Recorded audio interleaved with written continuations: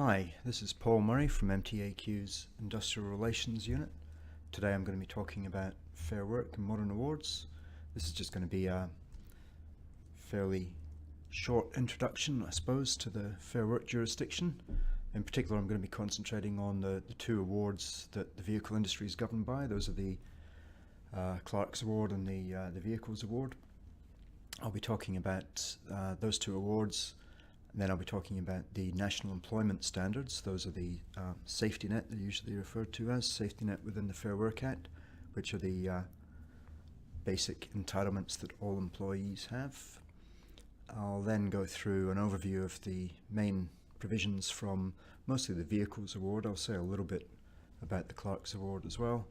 What I won't be talking about today, though, is unfair dismissal, discrimination, other similar matters that are also covered by the Fair Work Act, but we really don't have time to go into those today. If you're interested in those, look out for future webinars, and also, of course, we've got the regular training courses that we run a couple of times a year. You'll find details of those in the comments below. So as I said, our main industry awards are the Vehicle Manufacturing, Repair, Services and Retail Award 2010, or just the Vehicles Award for short, and the Clerks Award, which is properly called the Clerks Private Sector Award 2010. Anybody who is an employer within the broad vehicle industry will employ people who are under one or two of those awards. Some employees won't be covered by awards. There won't be too many of those, but anyone who's a genuine manager, that's to say someone who has the right to hire and fire and has a genuine input on business decisions, will probably be an award, almost certainly be an award-free employee, but everybody else will be covered, depending on what they do, either by the Vehicle Manufacturing, Repair, Services and Retail Award or the Clerks Private Sector Award. There are some other things that I'll mention briefly today that aren't really covered by either the awards or the Fair Work Act, as we'll see. Those are jury service and long service leave. Long service leave is a little bit complicated, as we'll find out. Jury service, according to the Fair Work Act, jury service is governed by the relevant state or territory legislation. So in Queensland, we are covered by the Industrial Relations Act 2016. There's not really that much to know about jury service, other than the basic principle is that an employer must pay the difference to an employee between what they would normally be paid and what they're paid by the courts for attending for jury service. In some other states there's a time limit. I believe it's usually about 10 days, but in Queensland there's no time limit. Now most court cases will be dealt with well within the 10 days, but if your employee should end up on a jury that runs for more than 2 weeks, then you will have to keep paying them in Queensland. You also have to allow the employees to attend. If the employee themselves wishes not to attend jury duty, they can ask you for a letter saying that there are pressing business reasons why you can't let them go, and if that's the case, you can write them a letter. They can pass it on to the court, and the court may or may not decide to excuse them from jury duty. If you get a situation like that, just give us a call at the Industrial Relations Unit. Ted or I will be able to talk you through the steps. Another thing that comes up quite often is jury duty, for the large part, involves turning up, waiting around and then going home again, or of course turning up, waiting around and then going back to work. Now if it's a reasonable distance away, and if there's enough time left in the day for it to be reasonable for them to attend work, you can insist that your employee returns to work in circumstances where where it would be reasonable to expect them to do so. Again, that's the sort of thing you can give us a call about, and we'll talk you through it. Long service leave is very complicated. There are two different systems. There's the old federal system and there's the state system. Many of our members are actually still governed by the old federal system, which goes back to 1977. In order to be covered by the federal system still, an employer must have been a respondent to federal awards before 2006. So that means if you were, usually it will mean that you were a member of not only MTAQ but also of the Victorian Automobile Chamber of Commerce. But in any event, you will have one way or another been covered by the federal awards long before everybody else ceased to be covered by the state awards and was covered by the federal awards. You can give us a call about that as well. We've got a database, we can look you up in it and tell you which system of rules you're governed by. Most people in Queensland are governed by the state provisions which come from the Industrial Relations Act. That's the most common system of rules for long service leave, and those are the ones I'm going to be talking about today. An entitlement to long service arises after 10 years, and then again after 15 years, again after 20 years, and so on every 5 years of continuous service that a member's employee has. The entitlement is to 8 2/3 of a week every 10 years. So another way of looking at that is it's a little bit less than a week per year. They can't actually take the leave until they've got at least 10 years service.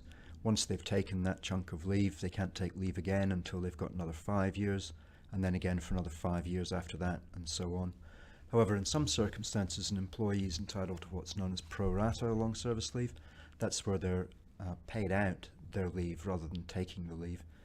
That would only happen if an employee is leaving employment essentially for reasons that are beyond their control. So, for example, if they're made redundant, if they're dismissed for cause, that's to say if they're dismissed on the basis of performance or conduct, then they're not entitled to pro rata.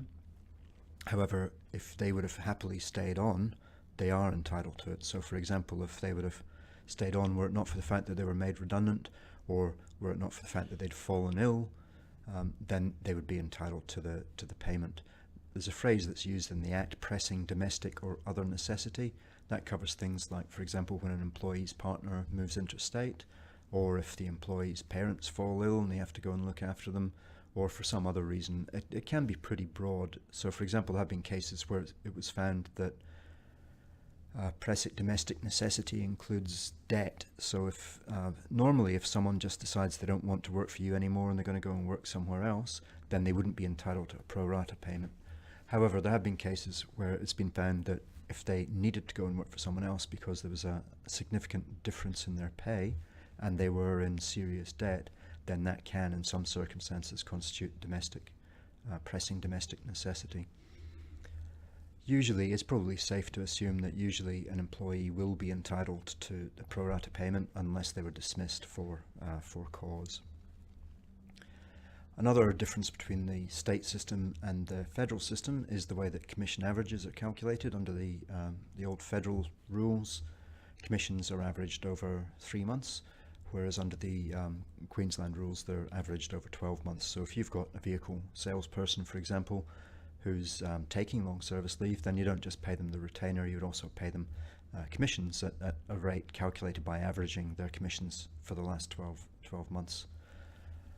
Casuals have an entitlement under the Queensland rules, as do part-timers. Neither part-timers nor casuals have an entitlement under the 1977 federal award. However, since the Fair Work Act came in, which was in January 2010, it's probably the case, it hasn't been tested by the courts yet, but it's probably the case that casuals and part-timers have an entitlement, even if the rest of your employees are under the 1977 federal award. Casuals and part-timers probably have an entitlement pro rata from the 1st of January 2010. So that's something else you might want to give us a call about or send us an email if you have a question about whether or not your employees have an entitlement and which system they're under. The National Employment Standards refers to the sections from 59 to 131 of the Fair Work Act. That's part of the Fair Work Act that sets out minimum standards that apply to all employees, regardless of whether they're award-covered employees or not, regardless of whether they're permanent or casual, full-time or part-time. Every employee is entitled to these standards. That's why they're sometimes referred to as a safety net.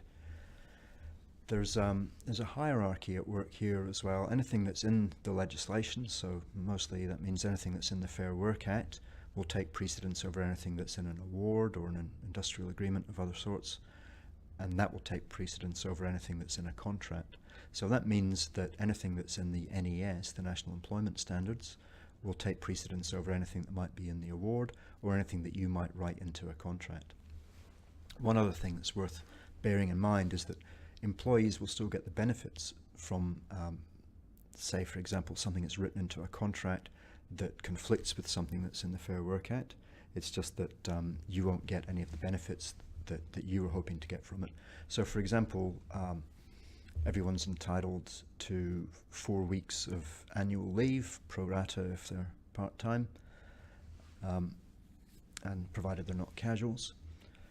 That's not something that could be signed away in an award or in a contract. So, for example, if you say in a contract of employment that you're going to give someone an extra $5,000 a year, and in exchange for that they will take only 3 weeks of leave, then because of the way the hierarchy works, they would still get the entitlement to the extra money, but they would also have the entitlement to the 4 weeks that they get under the NES. So for that reason, it's always worth, really, wherever possible, sticking to the award and the terms of the award for your contractual arrangements with employees.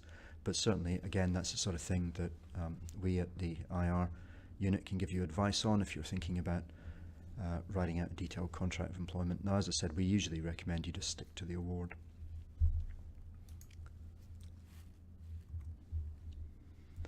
The topics that are covered by the National Employment Standards, well, here's a list here. You can see there's maximum weekly hours, which I won't really be talking about, but basically the maximum weekly hours are 38 hours a week for full-time members of staff. Flexible working arrangements, parental leave, annual leave, personal leave, carers leave, and compassionate leave. I'll be talking about all of those. Community service leave, well, I've just spoken about jury duty. That's a form of community service leave. It's the only paid form of community service leave. Other forms of community service leave are unpaid. Those include things like state emergency service, Defence Forces Reserve, those kinds of things. You'll find that employees do have an entitlement to take the unpaid leave in certain circumstances, but you don't have to pay them, unlike with jury duty. Long service leave, you've just had a very brief look at that. So I won't be talking about that again. Public holidays, notice of termination, redundancy pay, I'll be talking about both of those. And a Fair Work Information Statement. The Fair Work Information Statement's fairly straightforward. That's just a bit of paperwork that you have to give to all new employees. We've got copies of that if you want. You can find them to download on our website, or again, you can give us a call or send us an email and we'll send one to you. Flexible working requests. In order to be able to make a flexible working request, an employee must have responsibility for the care of a child under school age or a child under 18 who has a disability. They also have to have had at least 12 months continuous service with you. If they're a casual, they're also entitled to flexible working arrangements, but they have to be long-term casuals with a reasonable expectation of ongoing, regular and systematic employment. So that means someone who isn't just a casual who comes in occasionally when someone else is sick. It's someone who systematically works for you on a regular basis, even if it's only a few hours a week, and someone who's been with you long-term, which effectively in this case will mean 12 months. The request that the employee makes must be in writing, and you must give them a written response within 21 days. Now, you can refuse a request for flexible working arrangements, but you can only do so on reasonable business grounds.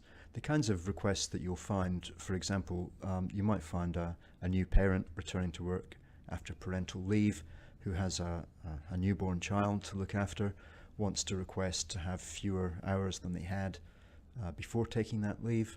That's probably the most common occasion for making a request like this.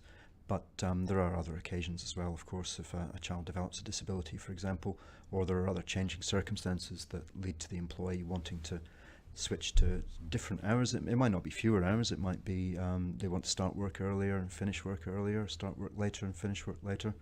In any event, they have to make that request formally in writing, and you have 21 days to respond, and you can only refuse it on reasonable business grounds. That's where obviously you can't make it work within any kind of reasonable parameters. I just mentioned parental leave. Parental leave can get kind of complicated as well, but the main points are fairly straightforward. Prospective parents, whether the child's arriving through birth or adoption, can, if they've got at least 12 months continuous service, apply for unpaid parental leave. Now this also includes casuals, and it includes casuals provided they're long-term casuals who have a reasonable expectation of ongoing, regular and systematic employment. So again, that's someone who works for you on a regular basis, who doesn't just sort of drop in and out as necessary, but someone who has fairly predictable shifts and who's been with you for at least 12 months. The employee must give you 10 weeks notice of the dates, and that's the start date as well as the finish date. And because of course these things aren't always easy to predict, they have to confirm those dates within four weeks. That's only where practicable, and what that means of course is, well, if someone finds out at the last minute that they're getting a C-section, or if they go into labour early, well then they're not necessarily required to give you the 4 weeks confirmation notice, not unless it's something that's feasible in the circumstances. Once they return after the leave, and the leave that they take can be either up to 12 months, or in some circumstances it can actually be up to 24 months, but it's much more common for it to be 12 months or less. When they return to the job that they had before, you're obliged to put them back in the position that they had when they went on leave, or if for some reason that position no longer exists, you have to find them another position that's as near as possible in pay and status. This is, as I said, unpaid leave, though that's not to say that the employee isn't going to be eligible for paid parental leave from the government. It's just that you as the employer don't have to pay it. There's also up to 2 weeks available leave called dad and partner leave, which again is paid through Centrelink. You just have to give the employee up to 2 weeks unpaid leave so that they can be eligible for that. The most common form of leave is annual leave. Everybody who's full-time is entitled to 4 weeks per year. If they're shift workers, they're entitled to 5. That's not really all that common. Most people have 4 weeks per year or a pro rata equivalent. So if they're part-time, if they're half-time, they would get 2 weeks. If they're quarter-time, they would get 1 week. So the entitlement to annual leave for a part-timer is pro rata. Casuals aren't entitled to paid annual leave, but they are entitled to take unpaid leave as is reasonable, and again provided they give you reasonable notice in the circumstances. If you want an easy way of calculating pro rata entitlement to annual leave, you can do it on an hourly basis by simply dividing the number of hours worked by the employee by 13. So for every 13 hours they work, they're entitled to 1 hour of annual leave. Leave must be taken at an agreed time. Let's say it's a time that's agreed between the employer and the employee. They can't make unreasonable requests of you for leave, and you can't unreasonably refuse them leave. And what counts as reasonable will depend on the specific circumstances of the request. But usually if it's a particularly busy time, or if there are other circumstances such as maybe you only have 2 people doing that kind of work and the other one's already on leave, then it would probably be reasonable in the circumstances for you to refuse the leave. It's possible to have more than one form of leave running at any given time, so that means if an employee, for example, is on leave and they fall ill, then there's nothing to stop them from taking personal leave, that's like sick leave, when they're on annual leave. What that would mean is they'd still be away for the same length of time, but the duration of time that they were ill for example, would come out of their personal leave entitlement, and it wouldn't come out of their annual leave entitlement. It's possible to cash in annual leave, though this is only allowed if it's specifically allowed under the award. Now both of our awards, both the Vehicles Award and the Clerks Award, allow for cashing in of leave, though the rules are a little bit complicated. You can only cash in leave if it will leave you with at least 6 weeks after you've cashed in the leave that you want to cash in, and the most that you can cash in at any given time is 2 weeks worth of leave in any given 12 months. Personal and carers leave, this was sort of formerly known as sick leave, and some people still refer to it as sick leave, but strictly speaking under the Fair Work Act it's now known as personal leave. Personal leave can be either because of an illness or injury affecting the employee personally, or it can be one for one that affects one of their household members or a close family member. So, for example, parents can take this leave if they have a child who's sick and they have to look after them. The entitlement is 2 weeks per year. It starts to accrue from the first day at work and it accumulates from year to year. It isn't paid out, unlike annual leave, it's not paid out on termination, but it is possible to carry it forward. So, for example, if you go for 5 weeks without taking any personal leave, you will have accrued 10 weeks leave at the end of that time. Part-timers have a pro rata entitlement, and just like with annual leave, where you could find out the hourly entitlement by dividing by 13, for personal and carers leave you just divide the number of hours by 26. So a part-timer or a full-timer, if they were working 26 hours, that would give them an entitlement to 1 hour's personal or carers leave. There's also another form of leave that's very similar. It's called compassionate leave. That's similar to what used to be known as bereavement leave. Compassionate leave is paid when the employee has a close family member or household member who is suffering a life-threatening illness or who passes away, and in those circumstances they'll be entitled to up to 2 days paid leave, and that's per occasion, and it doesn't come out of any other entitlement. It's a separate entitlement in its own right. And for all of these leaves, forms of leave above, casuals are not covered, so it's to say that they're not entitled to any kind of paid leave, but they are entitled to unpaid leave. Public holidays are covered by the NES. The starting point for the Fair Work Act is to assume that employees are entitled to a day off. So if it's public holiday and an employee wants a day off, the assumption is that they'd be entitled to it. However, employers can reasonably request employees work public holidays, and of course employees can reasonably refuse. But if it wouldn't be reasonable for them to refuse in the circumstances and your request is reasonable, then you can ask an employee to work.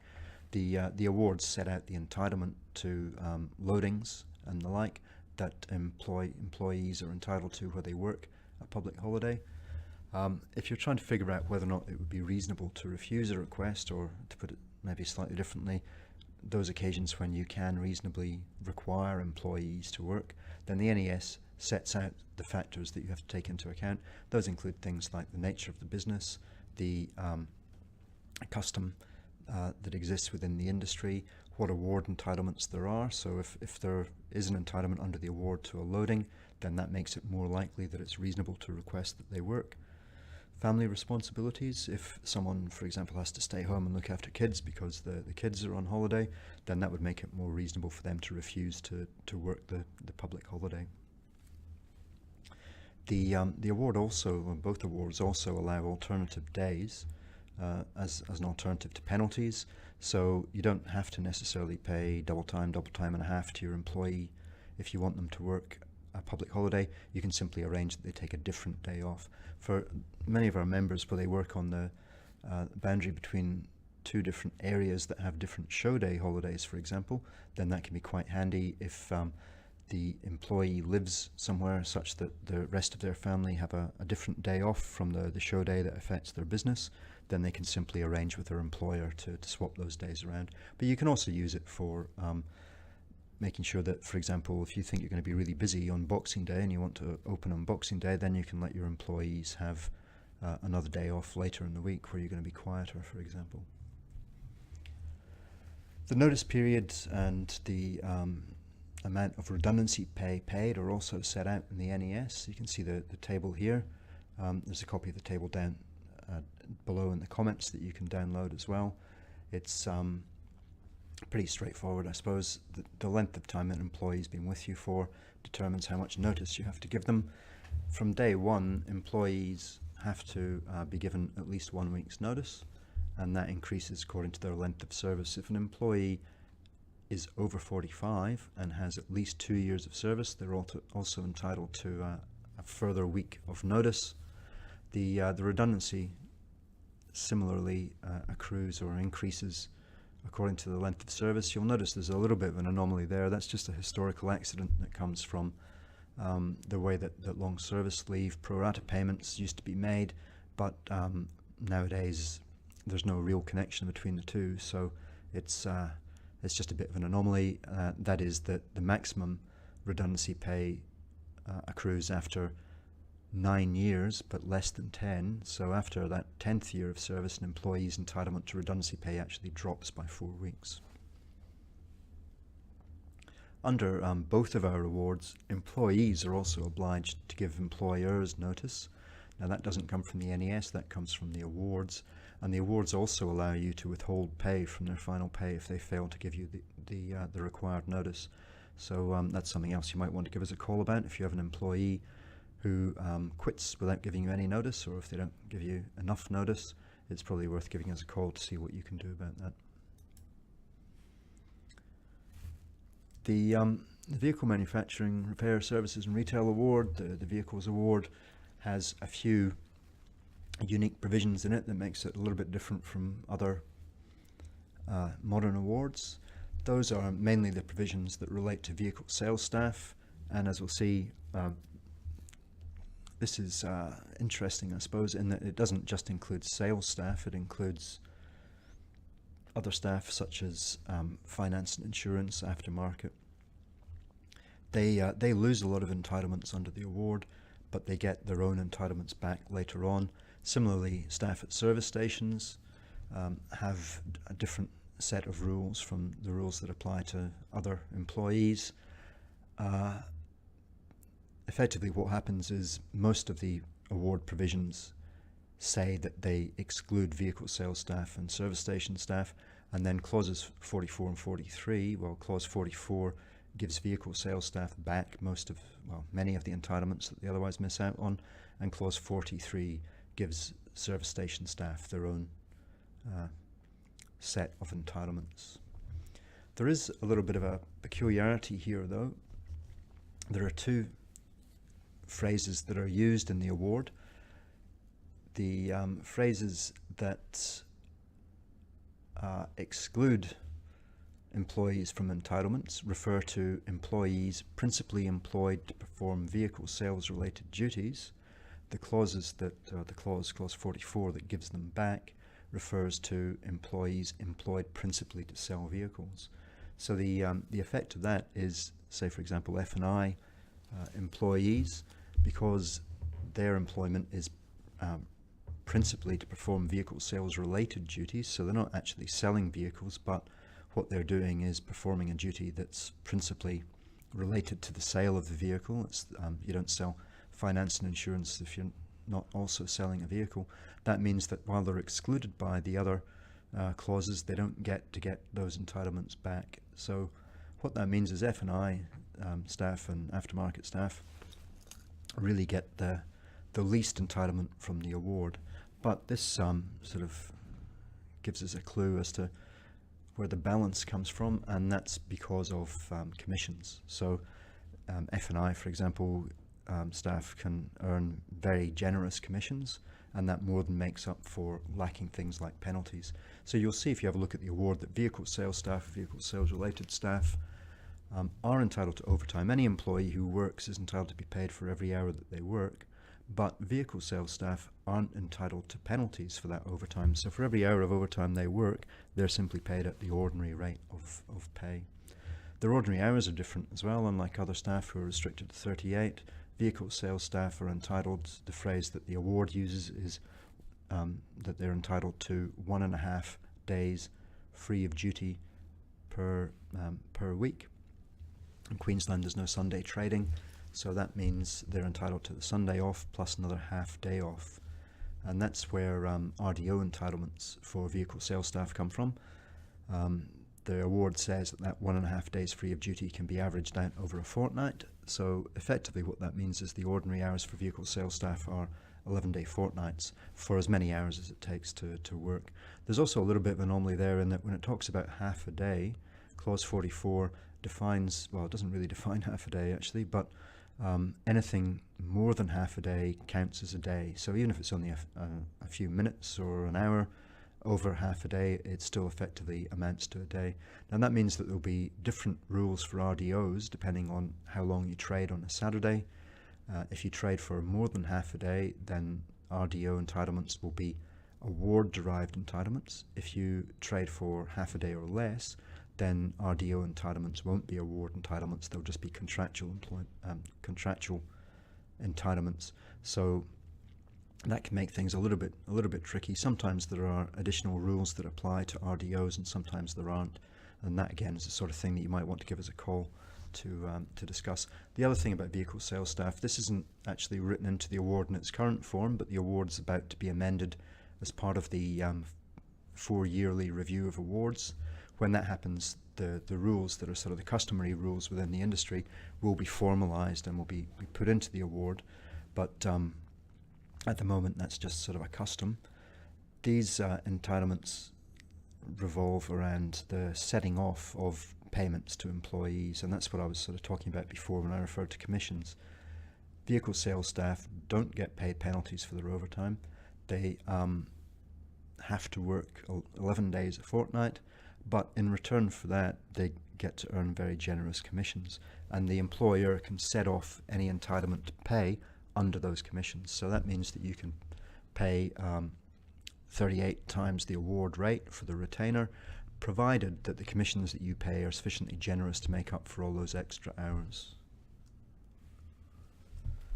Service station staff, like I said, they also miss out on a lot of the entitlements that arise throughout the award, and in return they get some additional entitlements back through Clause 43. So if you employ service station staff, it's worth having a look at Clause 43.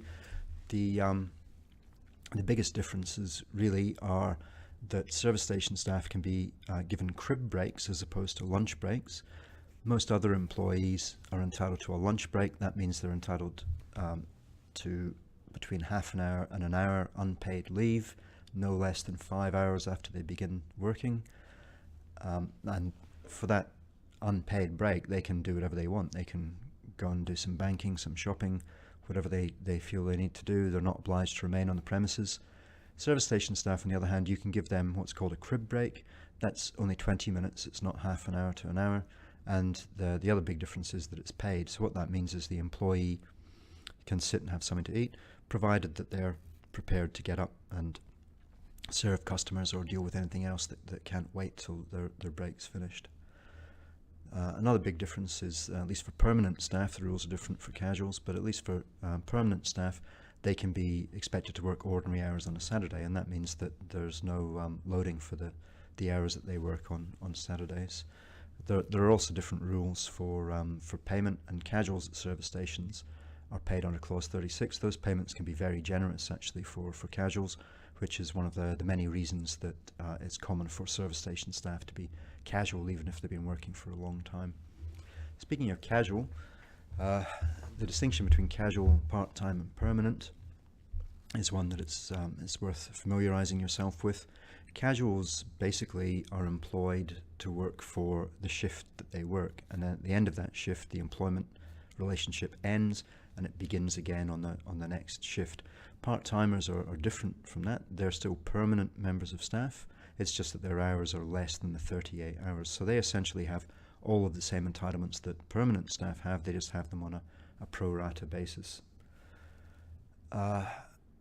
Casual staff are also entitled to request conversion to either part-time or full-time permanent status after they've been employed for 6 months. Now in some circumstances that can be changed to 12 months, but that's only if certain criteria are met. It's fairly safe to assume that if you've been employing someone as a casual on a consistent, predictable basis, then they'll be entitled after 6 months to make a request to convert to part-time or full-time permanent status.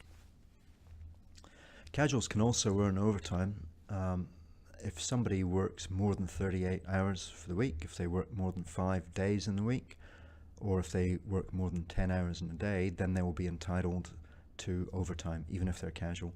The way that you calculate casual loadings is separate from the casual loading. So you take the basic permanent rate of pay, then you add whatever the overtime is. So for example, for time and a half, you'd take the basic permanent rate of pay and add 50%. That's to get the extra half. And then you would add the 25% as the casual loading as a separate addition.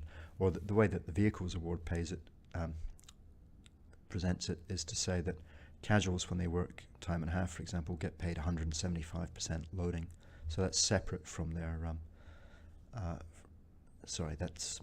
that's instead of them being paid their casual loading. Casuals can also make unfair dismissal claims, so not everybody is aware of that. A lot of employers think that if someone's casual, then, as I said, their contract of employment begins and ends with each shift. So you might think if that's the case, you simply choose not to give them any more shifts. And while that's strictly speaking true, the Fair Work Act does allow casuals to make unfair dismissal claims, so the reason why you haven't given someone any further shifts will make a big difference to whether or not they can make an unfair dismissal claim. Casuals can also take parental leave, and like all employees, their parental leave is unpaid. But again, as we saw earlier, casuals have to have been working for the long term, which effectively means 12 months, and they have to have a reasonable expectation of systematic and ongoing employment if they want to apply for the parental leave. Salaries are a potentially tricky one, I suppose. The Clerk's Award allows annualised salaries. There's a clause in the award that deals with the conditions for that, but there isn't anything in the Vehicles Award that allows salaries. What that means is if you want to get the kinds of benefits that you would get from employing someone on a salaried basis and they're covered by the Vehicles Award, then you're going to have to find a different way of doing it. I'll talk about that in just a moment. That's what they call individual flexibility agreements. But employees who are covered by the Clerk's Award can just be put on salaries. The salary arrangement must leave the employee better off overall, and there's a requirement for what's called a better off overall test, the BOOT, and that has to be calculated in the case of the clerks. That has to be calculated every year, and the employer has to make up the difference if they're not actually better off overall being on the salary. There are only some entitlements that can be covered by a salary award, and Clause 17, which is the clause that deals with that, sets out which specific entitlements can be traded off against salary payments. Both awards allow for what are known as individual flexibility agreements. These are, as I said, the closest you'll get to the equivalent of a salary arrangement for an employee under the Vehicles Award. But if you want, you can put someone on the Clerk's Award on an individual flexibility agreement as well, instead of putting them on a salary. They're quite similar in some respects. Again, there's a limited list of entitlements that can be traded off in exchange for the flexibility agreement. And even though they're in essence a fairly simple kind of arrangement, there are a few complications that arise as well. So if you're thinking about introducing individual flexibility agreements, we've got templates and guidelines posted on the web. But also you can give us a call or send us an email, and we can step you through how to set up an individual flexibility agreement. As with all the things I've been talking about today, there's a lot more information, templates, forms, other kinds of documents that you might need, policies, sample policies and the like, for example. They're available in the members only area of our website. And I mentioned at the beginning that we run regular training courses, which again the website and our email newsletters will keep you up to date on. But as always, if there's any question that you have about industrial relations, then just give me or Ted a call or send us an email, and we'll be happy to answer any questions that you might have. If you do have any questions, there's a link below to email, and we'll post the answers to those questions both on YouTube in the space below and on our website as well. Thanks for your time, and look forward to talking to you again soon. Bye.